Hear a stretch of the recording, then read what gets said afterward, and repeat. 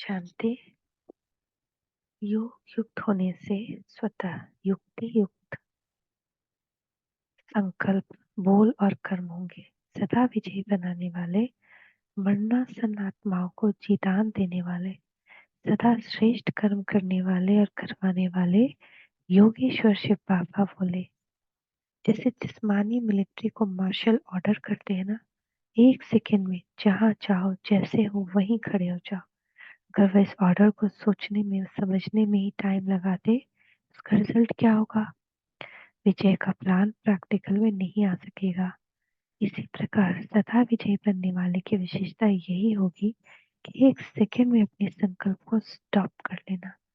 कोई भी स्थूल कार्य विज्ञान के मनन करने में बहुत बिजी है, लेकिन ऐसे समय में भी अपने आप को एक सेकंड में स्टॉप कर लेना। वैसे वे लोग यदि बहुत तेजी से दौड़ रहे हैं, वह कश्मकश के युद्ध में उपस्थित है, वे ऐसे समय में भी स्टॉप कहने से स्टॉप हो जाएंगे। इसी प्रकार यदि किसी समय यह संकल्प नहीं चलता अथवा इस घड़ी मनन करने के बजाय बीज रूप अवस्था में स्थित हो जाना है, तो सेकंड में स्टॉप हो सकते हैं।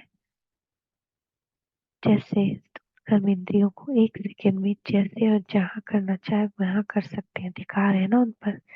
ऐसे बुद्धि के ऊपर, संकल्प के ऊपर भी अधिकार बने हो। फुल स्टॉप पढ़ना चाहो तो कर सको। क्या ऐसा अभ्यास है? विस्तार में जाने के बजाय एक सेकंड में फुल स्टॉप हो जाए, ऐसी स्थिति समझते हो? जैसे ड्राइविंग का लाइसेंस लेने जाते हो तो जानबूझकर भी उनसे तेज स्पीड करा करके फुल स्टॉप कराते हैं और बैक बैक कराते हैं। ये भी प्रैक्टिस है ना। अपनी बुद्धि को चलाने व ठहराने की भी प्रैक्टिस करनी है। कमाल तब कहेंगे जब ऐसे समय पर एक सेकंड में स्टॉप हो जाए।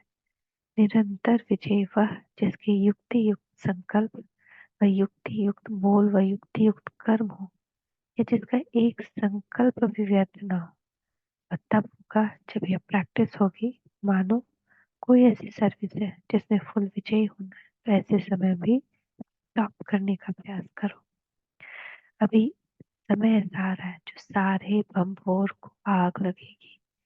उस आग से बचाने के लिए मुख्य दो बातें आवश्यक है। जब विनाश की आग चारों ओर लगेगी, उस समय आप श्रेष्ठ आत्माओं का पहला कर्तव्य है शांति का दान देना, अर्थात सफलता का बल देना। उसके बाद क्या चाहिए? फिर जिसको जो आवश्यकता होती है वह पूर्ण की जाती है। आप लोगों को ऐसे समय उनकी कौन सी आवश्यकता पूर्ण करनी पड़ेगी? उस समय हर एक को अलग अलग शक्ति की आवश्यकता होगी।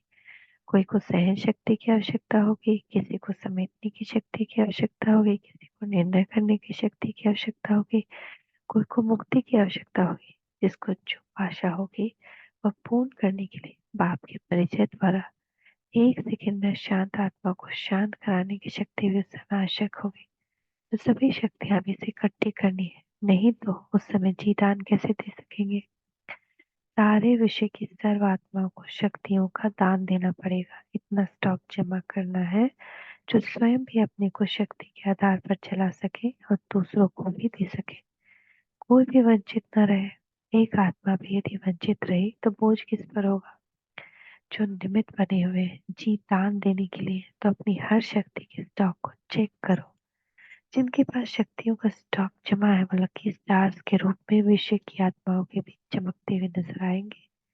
तो हमें ऐसी चेकिंग करनी है। अमृत वेले से उठकर अपने पर अटेंशन की पट्टी पर चलाना है। पटरी पर गाड़ी ठीक चलेगी ना? तुम्हारे ऊपर सारे विश्व की जिम्मेदारी है, सिर्फ भारत की नहीं। श्रेष्ठ आत्माओं का हर कर्म महान है। तो चेकिंग करनी है। सारे दिन में कोई ऐसे भूल तो नहीं बोला, न मनसा में कोई व्यर्थ संकल्प तो नहीं चला, या कोई कर्म रॉन्ग तो नहीं हुआ। हर संकल्प पर पहले से अटेंशन रहे। योग युक्त होने से ऑटोमेटिकली युक्ति युक्त संकल्प, मूल और कर्म होगा। अच्छा,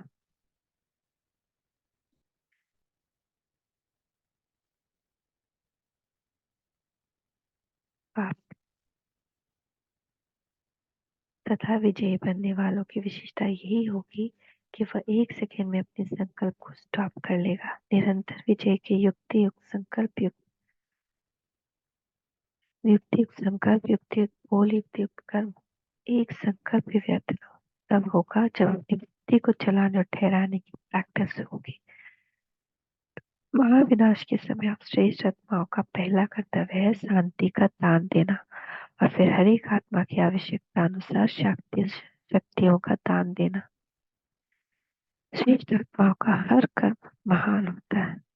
मीठे मीठे बाप दादा को हम बच्चों का भी याद किया। Good morning. नमस्ते बाबा, नमस्ते। शुक्रिया बाबा, शुक्रिया। ओम शांति।